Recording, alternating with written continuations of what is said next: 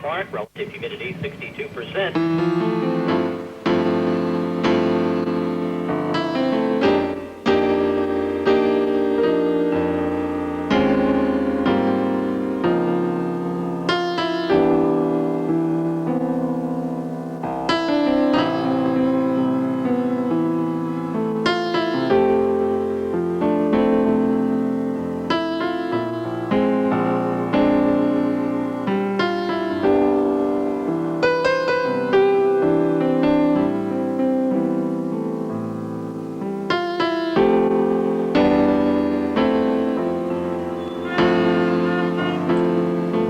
My name is Vicky. I'm 27 years old. I've been a bike messenger for 5 years. I just had my 46th birthday. My name is Bill. My road handle is Silver Fox, and I've been on the road 10 years. Open my eyes, 'cause I feel the sun. Open my mind for this morning. Taking my mood, give a part away to share with you the new day. My given name is Stephen Thomas Athenius, but on the streets everybody knows me as the Greek. I've been out on the road 8.5 years. Yo, sub 9 mil. There are about 3,000 part-time messengers and about 100 hardcore messengers riding in the city today. There are 60,000 runs delivered in New York daily. A run includes a pickup of a document or a package and its delivery to its final destination. Advertising companies, galleries, magazines, and many others depend on the prompt delivery of their important documents, photographs, whatever. Mothers, double day? Okay, how many bucks are you picking up? Now, this speedy delivery would be like impossible in Manhattan if you use like a car, a van, even a motorcycle has a hard time getting around in New York. 15 Broadway? Now, a bike. Now, that's the only thing that could do it, and only a bike messenger could break this barrier of traffic. 2 Broadway, 29. Oh, there is nothing like riding through the jungle on my bicycle. Biking through the jungle, the city of New York. Some people ski, some people skate. I ride this bike, and this is it. Riding through the jungle on my bicycle. Biking through the jungle, the city of New York. New York City and the business industry are the body of the city. And the heart of the city is the bicycle messenger. We're the heart of communication. You know, a lot of people, they want things done, they want it done quickly, and they want it done as quickly as possible. You know, they pay for that privilege. They want it done direct, no stops in between. They want it to go directly to the individual that it's addressed to. That's who it goes to. Oh, hi. Come in, come in. I'm going to give you a package. I go and get it. Just wait here. We deliver videotape.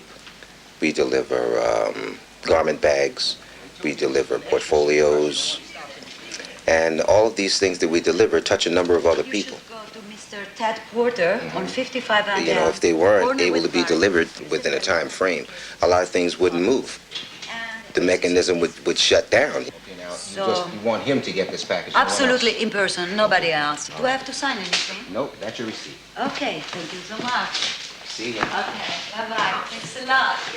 A lot of times a deal will hinge on timing, and you can't rely on UPS for timing. You can't rely on Federal Express for timing, but you can rely on a bicycle messenger. And without that comfort, you throw off the timing of the entire business world because everybody's so used to us right now. If someone gives me a package, it's like gold, because it's part of my pride, is how fast I get it there and the condition that it arrives. I like to impress people, and when I take a package and it gets there in no time, these people are like, wow. You know, when I walk in a person's office and they see it's me delivering their package and they know it's a rush, they're really glad it's me. Like, oh, Steve, I'm glad it's you.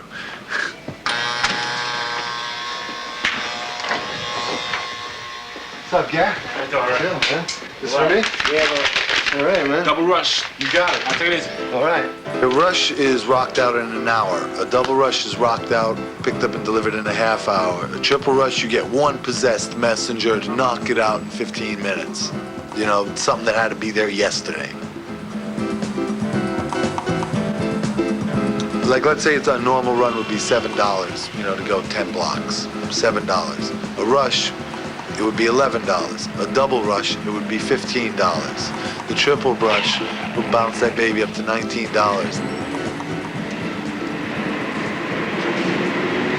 Hi, it's Vicky. Yeah, 65th and Broadway. Start at 888 7th and work your way down to 2 Penn Plaza on the west side. Okay, I'll beep you. Don't call me, I'll call you. Bye. Okay, dispatcher is basically the coordinator of what goes on here.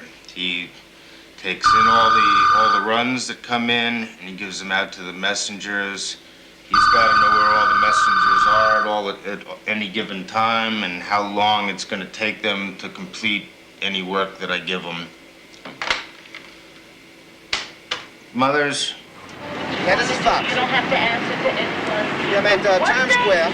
You will answer to What you got? Pick up at Saba, double rush, round trip.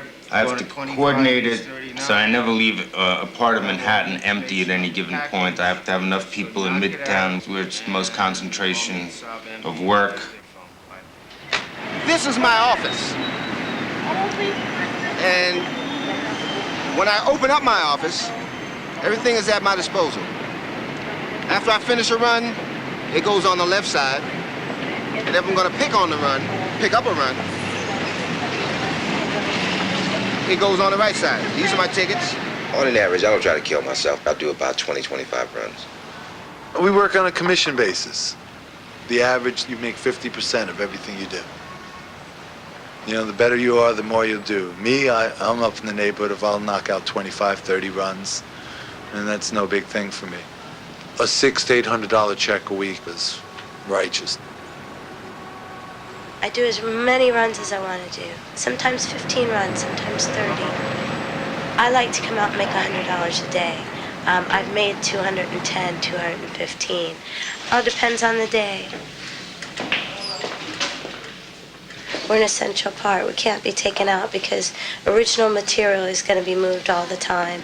And they want the originals or they want the tapes. You can't fax a tape, you can't fax that information. So we're going to always be able to move those things.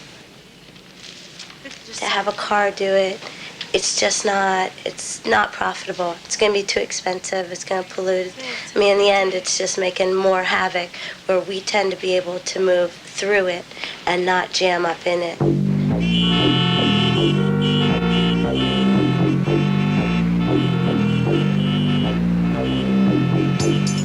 I take it pretty personally. When I get a job, you know, it's like, it doesn't matter to me whether it's a rush or not. I treat them all like rushes because I only know one way to go through traffic, and that's as fast as I can. You know, I don't know how to...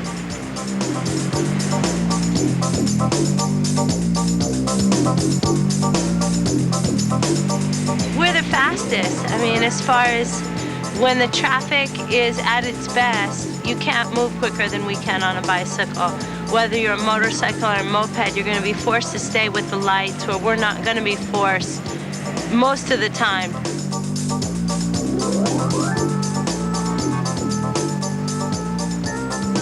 Driving, we're faster, but maybe getting to location to location, they may be a little faster. A little or a lot?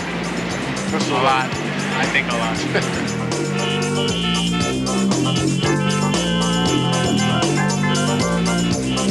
We use them all the time because they make our life so much easier. We get to get things much quicker than we would if we had to put it in the mail. and we have someone always sign for it, so someone's responsible for whatever we drop off, but we call them a million times a day. They're really the best. Hardcore messengers are a breed to themselves. You know, you could only be created in Manhattan. A hardcore messenger works 24/7. That means he'll work 24 hours, 7 days a week. Hello, this place. He's there. Ted Porter? Yeah. Got this delivery for you. It's a rush. Priority. You got to go out with an attitude like, whatever goes down, I'm still going to make my dollars today. Everybody can come out in the sunshine, and it seems like a real glamorous job, you know, but let it be 30 degrees and raining and somebody wants their package, that's a hardcore messenger.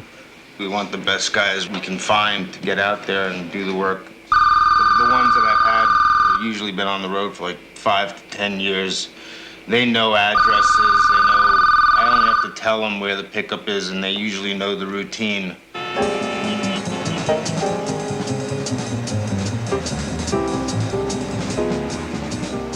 The way you get to be one of the best is that you gotta be hungry. You have to be tenacious, you know, and you gotta be consistent. Consistency is important. That's about 85% of the job, because your situation changes all the time. If a person's canoeing down a river, you can't say, I'm gonna canoe to that rock, and then I'm gonna make a left, and I'm gonna canoe over to that, and then you don't know. Some people automatically hit their brakes. I'm not a brake person. I don't stop for lights unless I really, really, really, really have to. And my whole theory is, if something happens in front of you, speed up. Attack it, because this is New York City. 3-4 years ago, I got the name Butterfly. I think that's how I move in the midst of the metal. You know, I just kind of, I float through it. Before most people scream because they think I'm too close, I'm a half block away. Well, of course, they are a necessary evil. And I do think that they should be made to observe the traffic rules. And you need that cockiness, you need that confidence that in a social setting might not be desirable. But when you want to survive, you have to bang on cars and push them over the side and smack cab drivers in the head. It's like they push you to violence. Well, messengers are what keep the city going. They're the people that brave their immortal enemies, taxi cabs and trucks. I've been doing it so long that the bicycle is more a part of me. See, to you, riding a bicycle, there's you and the bicycle. When I ride a bicycle, we're one.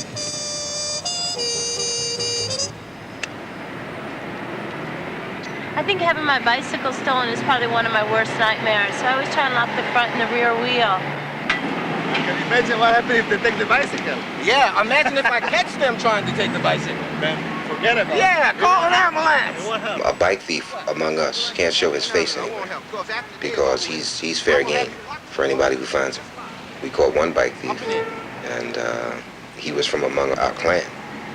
And we locked him to a pole by his neck, and we never saw his face again. We take care of our own. We police our own. We protect our own. It's like unwritten rules of the road. It's like you watch out for each other because nobody else will. Within the biking community, I know that if I were to have a wheel stolen, if I were to get myself in a bad situation, within moments, I could have 5 to 10 bike messengers on the spot with one phone call. It's a networking system we work out here.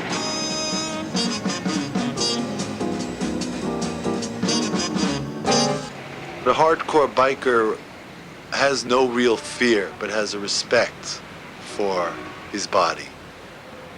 You go into places that could potentially damage your body totally, yet at home, you'll take your Epsom salt bath, and you'll take your vitamins, and you'll stop eating meat, and you do things and you treat your body well. First thing I do when I get up in the morning is I go have a spoonful of red Korean ginseng extract, which is something that people will put honey with and make a nice big tea out of. I just spoon the glop right into my mouth. I love the taste now. but most people make a lot of funny faces when they take it. But this gives me a jolt. Back in my drug days, the closest jolt I could put it to is like doing a couple lines of cocaine first thing in the morning, except I'm doing ginseng and it's doing my body wonders instead of tearing it down. Since I've become a messenger, I am much healthier.